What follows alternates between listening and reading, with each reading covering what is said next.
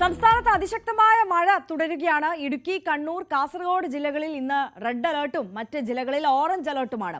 ശക്തമായ കാറ്റിൽ മരം വീണതോടെ പലയിടത്തും വൈദ്യുതി ബന്ധം തടസ്സപ്പെടുന്ന സാഹചര്യമുണ്ട്.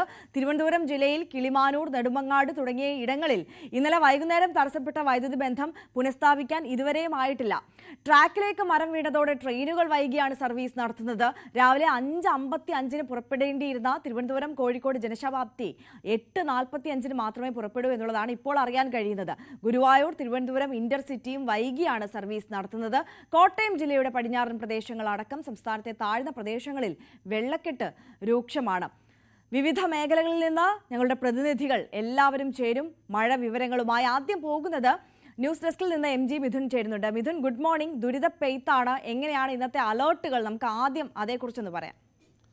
അറിയാം. Good morning. എന്തായാലും ബംഗാൾ ഉൾക്കടലിൽ ന്യൂനമർദ്ദം രൂപപ്പെട്ടത് അത് അതിതീവ്ര ന്യൂനമർദ്ദമായി മാറിയിരിക്കുന്നു. കരയിലേക്ക് പ്രവേശിച്ചതിന് ശേഷം വലിയ രീതിയിൽ കാറ്റ്, കേരളത്തെ സംബന്ധിച്ച് വലിയ രീതിയിൽ കാറ്റ് അനുഭവപ്പെടാനുള്ള സാഹചര്യമുണ്ട്. മണിക്കൂറിൽ 65 കിലോമീറ്റർ സ്പീഡിലായിരിക്കും കാറ്റ് വീശുന്നത്. കഴിഞ്ഞ ദിവസം രാത്രിയിൽ ഇതിൻ്റെ ഒരു പ്രഭാവം കേരളത്തിൽ പലയിടങ്ങളിലും അനുഭവപ്പെടുകയും ചെയ്തു. അതുതന്നെയാണ് പലയിടങ്ങളിലും ഇത്തരത്തിൽ മരങ്ങൾ കടപുഴകി വീഴാനുള്ള ഒരു സാഹചര്യം ഉണ്ടാവുകയും ചെയ്തു. അങ്ങനെ പലയിടങ്ങളിലും വലിയ രീതിയിലുള്ള നാശനഷ്ടങ്ങൾ സംഭവിക്കുകയും ചെയ്തിട്ടുണ്ട്. ഇന്ന് അലർട്ട് പ്രകാരം 3 ജില്ലകളിൽ മാത്രമാണ് റെഡ് അലർട്ട് പ്രഖ്യാപിച്ചിട്ടുള്ളത്. കണ്ണൂർ, കാസർഗോഡ്, ഒപ്പം തന്നെ ഇടുക്കി ജില്ലകളിലാണ് റെഡ് അലർട്ട് ഉള്ളത്. മറ്റ് എല്ലാ ജില്ലകളിലും ഓറഞ്ച് അലർട്ടാണ്. എങ്കിൽ പോലും തന്നെ ശക്തമായ മഴ എല്ലാ ജില്ലകളിലും അതായത് സംഭവിക്കാനുള്ള സാഹചര്യം തന്നെയാണ് നിലനിൽക്കുകയും ചെയ്യുന്നത്. ഓരോ സമയവും നൗകാസ്റ്റിന്റെ മുന്നറിയിപ്പുകൾ വരും. ഓരോ ജില്ലകളിലും അടുത്ത 3 മണിക്കൂറുകളിൽ റെഡ് അലർട്ട് അടക്കമുള്ള കാര്യങ്ങൾ പ്രഖ്യാപിക്കണമെന്നുള്ള നിർദ്ദേശവും കൃത്യമായി നൽകുകയും ചെയ്തിട്ടുണ്ട്. ഒപ്പം തന്നെ നമുക്കറിയാം, കഴിഞ്ഞ ദിവസങ്ങളിൽ വ്യാപകമായ മഴ ഓരോ ജില്ലയിലും ലഭ്യമാവുകയും ചെയ്യുന്നു. ഇതുമൂലം കനത്ത നാശനഷ്ടങ്ങൾ പലയിടത്തും റിപ്പോർട്ട് ചെയ്യുന്ന സാഹചര്യം ഉണ്ടായിട്ടുണ്ട്. പലയിടത്തും വൈദ്യുതി ബന്ധം പുനഃസ്ഥാപിക്കാൻ പോലും സാധിക്കാത്ത പശ്ചാത്തലമുണ്ട്. ഒപ്പം തന്നെ കേരളത്തിലെ ഡാമുകളുടെ ഒരു സാഹചര്യം കൂടി നമ്മൾ ഈ ഒരു ഘട്ടത്തിൽ പരിശോധിക്കേണ്ടതായിട്ടുണ്ട്. അതായത് മുൻകാലങ്ങളിൽ, അതായത് 2018 പ്രളയ സമാനത്തിന് സാഹചര്യം, അതേ ആശങ്ക നിലനിൽക്കുന്നു എന്നുള്ളത് തന്നെയാണ് നമുക്ക് മനസ്സിലാക്കാൻ സാധിക്കുന്നത്. അതേ രീതിയിൽ കാരണം ഈ സമയത്ത് ഡാമുകൾ ഏകദേശം 14.5% വെള്ളം മാത്രമാണ് വേണ്ടതെങ്കിൽ നിലവിലെ സാഹചര്യത്തിൽ 37% വെള്ളം പല റിസർവയറുകളിലും പല ഡാമുകളിലുമായി ഉണ്ട് എന്നുള്ളതാണ് വളരെ ആശങ്കപ്പെടുത്തുകയും ചെയ്യുന്നത്. ഇതേ രീതിയിൽ അടുത്ത 3 ദിവസം കൂടി മഴ പെയ്താൽ ജൂൺ 1-ന് വലിയ രീതിയിൽ ഒരു വെള്ളം ഡാമുകളിൽ ഉണ്ടാകുമെന്നുള്ള ഒരു ആശങ്കയാണ് ഇത്തരത്തിൽ വിദഗ്ധർ പങ്കുവെക്കുകയും ചെയ്യുന്നത്. അങ്ങനെയെങ്കിൽ 2018 സമാനമായ രീതിയിലേക്ക് അല്ലെങ്കിൽ അത്തരത്തിലൊരു സാഹചര്യത്തിലേക്ക് പോവുകയും ചെയ്യും. അതായത് നിലവിൽ ഇടുക്കി ഡാമിൽ ജലനിരപ്പ് പരമാവധി സംഭരിച്ചത് ഏകദേശം 36% മാത്രമാണ് വെള്ളം നിറഞ്ഞിട്ടുള്ളത്. പക്ഷേ എങ്കിൽ പോലും തന്നെ മറ്റ് ഡാമുകളിൽ, ഇരട്ടയാർ അടക്കമുള്ള ഡാമുകളിൽ കഴിഞ്ഞ ദിവസം റെഡ് അലർട്ട് പ്രഖ്യാപിച്ചിരുന്നു. അഞ്ചുരുളി, ഒപ്പം തന്നെ പൊന്മുടി, കല്ലാർ അടക്കമുള്ള പ്രധാനപ്പെട്ട ഡാമുകളിലെല്ലാം തന്നെ ഇത്തരത്തിൽ സമാനമായ സാഹചര്യം നിലനിൽക്കുന്നു. മൂന്നാർ റിസർവയറിലും സമാന സാഹചര്യമാണുള്ളത്. കൂടുതൽ നീരൊഴുക്ക് വർദ്ധിക്കുന്നു. അതുകൊണ്ട് തന്നെ പല ഡാമുകളിലെയും ഷട്ടറുകൾ പരമാവധി തുറന്നുകൊണ്ട് വെള്ളം പുറത്തേക്ക് ഒഴുകിവിടുന്ന നടപടിയാണ് സ്വീകരിച്ചുകൊണ്ടിരിക്കുന്നത്. എങ്കിൽ പോലും തന്നെ ഈ ഒരു സാഹചര്യം, അതായത് ഇനിയുള്ള ദിവസങ്ങളിലും സമാനമായ രീതിയിൽ മഴ പെയ്താൽ അതിനെ എങ്ങനെ മറികടക്കാമെന്നുള്ളതാണ് ഇനി അറിയേണ്ടിയിരിക്കുന്നത്. എന്തായാലും KSEBയുടെ ഒരു ഡാം മാനേജ്മെന്റ് ഇത്തവണയും പാളി എന്നുള്ളത് തന്നെയാണ് നമുക്ക് മനസ്സിലാക്കാൻ സാധിക്കുന്നത്. കാരണം നിലവിലത്തെ ജലവർഷം അവസാനിക്കാതിരുതേ ഇരിക്കെ റിസർവയറുകളിൽ ഏകദേശം 1542.465 ദശലക്ഷം യൂണിറ്റ് വൈദ്യുതി ഉൽപ്പാദിപ്പിക്കാനുള്ള വെള്ളമാണ് നിലവിലുള്ളത്. അതായത് 500 ദശലക്ഷം യൂണിറ്റ് വൈദ്യുതി ഉൽപ്പാദിക്കാനുള്ള വെള്ളം ഉണ്ടാകേണ്ട ഇടത്താണ് ഇപ്പോൾ ഇത്തരത്തിൽ കൂടുതൽ ശതമാനത്തിലേക്ക് ഒരു 1000-ലധികം ദശലക്ഷം വെള്ളം ഇത്തരത്തിൽ പല റിസർവയറുകളുമായും പല ഡാമുകളുമായും ഉള്ളത് എന്നുള്ളതാണ് വളരെ ആശങ്കപ്പെടുത്തുകയും ചെയ്യുന്നത്. എന്തായാലും അതിനുവേണ്ടിയുള്ള കരുതൽ നടപടി എന്ന രീതിയിൽ കൃത്യമായ മാർഗനിർദ്ദേശങ്ങൾ ഓരോ ജില്ലാ ഭരണകൂടങ്ങളും നൽകുന്നുണ്ട്. പരമാവധി പലയിടങ്ങളിലെയും കഴിഞ്ഞ ദിവസം തന്നെ നദികളിൽ പ്രളയ മുന്നറിയിപ്പ് നൽകുകയും ചെയ്തിട്ടുണ്ട്. ഇതിന്റെ ഭാഗമായി പത്തനംതിട്ട, ഒപ്പം തന്നെ കോട്ടയം, കോഴിക്കോട്, വയനാട്, ഇടുക്കി തുടങ്ങിയ ജില്ലകളിലെ പ്രധാനപ്പെട്ട നദികളിലൊക്കെ കൃത്യമായ രീതിയിൽ പ്രളയ സാധ്യത മുന്നറിയിപ്പ് സംസ്ഥാന ദുരന്ത നിവാരണ അതോറിറ്റി പുറപ്പെടുവിക്കുകയും ചെയ്തിട്ട് ഒരു കാരണവശാലും നദിയിലേക്ക് ഇറങ്ങാനോ അല്ലെങ്കിൽ നദി മുറിച്ചു കടക്കാനോ യാതൊരു കാരണവശാലും ശ്രമിക്കരുത്. ഒപ്പം തന്നെ ഏതെങ്കിലും തരത്തിൽ നിർദ്ദേശം ലഭിച്ചാൽ ഈ നദികൾക്ക് സമീപം താമസിക്കുന്നവർ അടിയന്തര സാഹചര്യം കണക്കിലെടുത്തുകൊണ്ട് മാറി താമസിക്കുന്നതിന് വേണ്ടിയുള്ള നടപടികൾ സ്വീകരിക്കണം. ജില്ലാ ഭരണകൂടം നൽകുന്ന മുന്നറിയിപ്പുകൾ കൃത്യമായി പാലിക്കണം. അതായത് ജാഗ്രതയാണ് വേണ്ടത്, ഒരു ആശങ്കപ്പെടേണ്ട സാഹചര്യമില്ല എന്ന് തന്നെയാണ് ജില്ലാ ഭരണകൂടങ്ങൾ നൽകുന്ന മുന്നറിയിപ്പ്. അത്തരത്തിൽ കൃത്യമായ മുന്നറിയിപ്പുകളോടെ കാര്യങ്ങൾ മുന്നോട്ട് പോവുകയും ചെയ്തു. എന്തായാലും നിലവിൽ വരും ദിവസങ്ങളിലും കഴിഞ്ഞ ദിവസം നമ്മുടെ IMD ഡയറക്ടർ നമ്മോട് തന്നെ വ്യക്തമാക്കിയ ഒരു കാര്യമുണ്ട്. 31-ാം തീയതി വരെ, അതായത് നാളെ വരെ കൃത്യമായി വലിയ രീതിയിൽ വ്യാപക മഴയുണ്ടാകും. ജൂൺ 1-ന് ശേഷം ഈ മഴയുടെ തോത് വലിയ രീതിയിൽ കുറയുമെന്ന് കൂടി പറഞ്ഞു. ശരി, MG മിഥുനാണ് വിവരങ്ങൾ പങ്കുവച്ചത്. എന്തായാലും അതാണ് പ്രധാനപ്പെട്ട കാലാവസ്ഥാ മുന്നറിയിപ്പുകൾ. നമുക്ക് തിരുവനന്തപുരത്തേക്ക് പോകാം. VV അരുണുണ്ട്. Arun, good morning.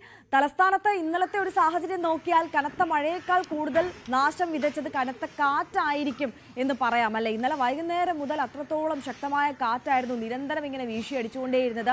മരങ്ങൾ എല്ലാ മേഖലകളിലും കടപുഴകി വീണു എന്നുള്ള വാർത്ത ഓരോ നിമിഷവും വന്നുകൊണ്ടിരുന്നു. വലിയ വലിയ അപകടങ്ങളൊക്കെ തലനാഴിലേക്കാണ് ഒഴിവായി പോയത്. ഇപ്പോൾ അരുണിന്റെ ഫ്രെയിമിൽ തന്നെ കാണാം മറ്റൊരു മരം ഇത്തരത്തിൽ കടപുഴകി വീണത്, മുറിച്ച് മാറ്റുന്ന ദൃശ്യങ്ങളൊക്കെ.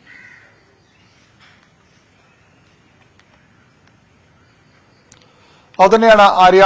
തലസ്ഥാനത്ത് ഇന്നലെ വൈകുന്നേരം തുടങ്ങിയ ശക്തമായ മഴ, അതിലും ശക്തമായ കാറ്റ്, വ്യാപകമായ നാശനഷ്ടമാണ് ഉണ്ടായിട്ടുള്ളത്. ഏറ്റവും പ്രധാനം ഈ മരം കടപുഴകി വീണതും ഒടിഞ്ഞു വീണതും ഒക്കെ തന്നെയാണ്. ഞാനിപ്പോൾ കണ്ണമ്മൂലയാണുള്ളത്. കണ്ണമ്മൂല ഒരു വീട്ടിനുള്ളിൽ നിന്നൊരു പ്ലാവാണ് ഒടിഞ്ഞു വീണത്. അത് മതിലും ഗേറ്റും ഒക്കെ തകർത്ത് ഇപ്പോഴും റോഡിൽ കിടക്കുന്നത്. രാത്രി 10 മണിയോടുകൂടിയാണ് ഈ അപകടം ഉണ്ടായത്. പക്ഷെ ഇപ്പോഴും ഇത് മാറ്റാൻ ഫയർഫോഴ്സ് എത്താനുള്ള സംവിധാനം പോലും ഇതുവരെ ആയിട്ടില്ല. കാരണം ഫയർഫോഴ്സിന് ഇന്നലെ അക്ഷരാർത്ഥത്തിൽ ഉറക്കമില്ലാത്ത മണിക്കൂറുകളായിരുന്നു. വൈകുന്നേരം തുടങ്ങിയത് നമ്മൾ തന്നെ 5-6 സ്ഥലങ്ങളിൽ ഫയർഫോഴ്സ് യൂണിറ്റുകൾ നേരിട്ട് കണ്ടിരുന്നു. അത്തരത്തിൽ നഗരത്തിന്റെ എല്ലാ ഭാഗങ്ങളിലും ഈ ഇങ്ങനെ മരം വീണതും മതിൽ ഇടിഞ്ഞു വീണതും മരം കടപുഴകിയതുമായ നിരവധി സംഭവം, ഫ്ലക്സ് ബോർഡ് മറിഞ്ഞു വീണ സംഭവങ്ങളുണ്ടായി. അങ്ങനെ നഗരത്തിന്റെ എല്ലായിടത്തും, നഗരത്തിൽ ജില്ലയിൽ പൊതുവിൽ അതായിരുന്നു സാഹചര്യം. അതിന്റെ ഭാഗമായി ഫയർഫോഴ്സ് ഇപ്പോഴും ഉദ്യോഗസ്ഥർ ഫീൽഡിൽ തന്നെയാണ്. പക്ഷേ ഇതുപോലുള്ള സ്ഥലങ്ങളിൽ എത്താൻ അവർക്ക് ഇനിയും കഴിഞ്ഞിട്ടുമില്ല. ഏതായാലും ഇത്തരത്തിൽ നിരവധി സംഭവങ്ങളുണ്ട്. റെയിൽവേ ട്രാക്കിൽ ഇന്നലെ വൈകുന്നേരമാണ് കഴക്കൂട്ടത്ത് യാർഡിനോട് ചേർന്നും അതുപോലെ കടക്കാവൂരും മരം ട്രാക്കിലേക്ക് വീണത്.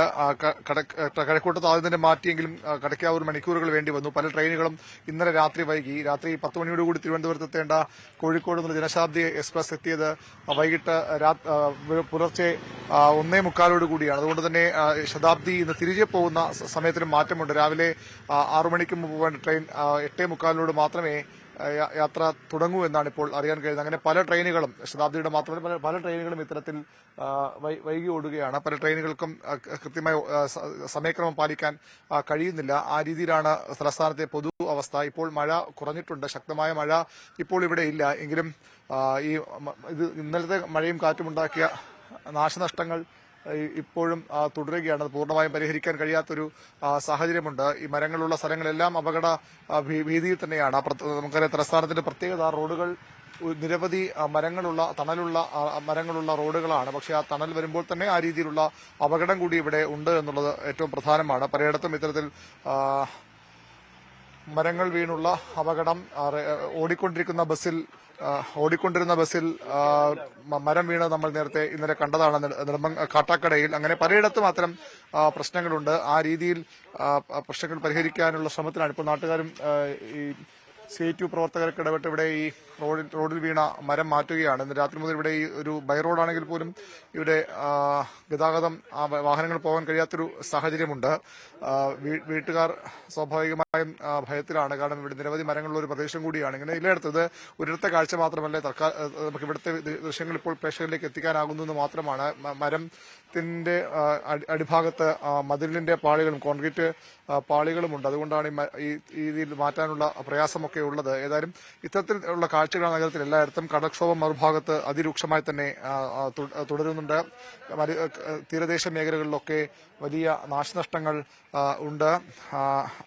അവിടുത്തെ ജനങ്ങൾ വലിയ ഭീതിയിലാണ്.